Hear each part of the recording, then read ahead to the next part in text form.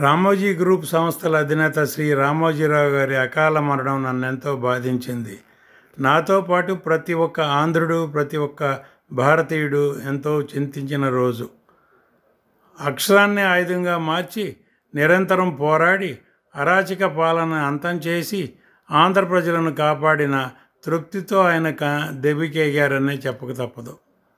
ఆయన ప్రతి ఒక్క భారతీయుడి గుండెల్లో చిరస్థాయిగా నిలిచిపోయిన పద్మవిభూషణుడు, నిరంతర కృషీవలుడు.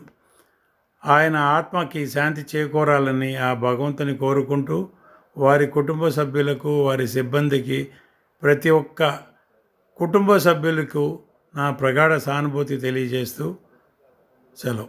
రామోజీ గ్రూప్ సంస్థల అధినేత శ్రీ రామోజీరావు గారి అకాల మరణం నన్నెంతో బాధించింది. నాతో పాటు ప్రతి ఒక్క ఆంధ్రుడు, ప్రతి ఒక్క భారతీయుడు ఎంతో చింతించిన రోజు.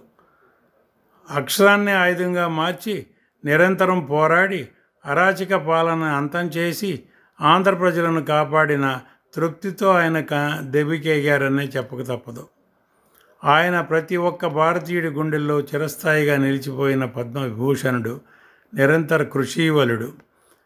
ఆయన ఆత్మకి శాంతి చేకూరాలని ఆ భగవంతుని కోరుకుంటూ వారి కుటుంబ సభ్యులకు, వారి సిబ్బందికి, ప్రతి ఒక్క కుటుంబ సభ్యులకు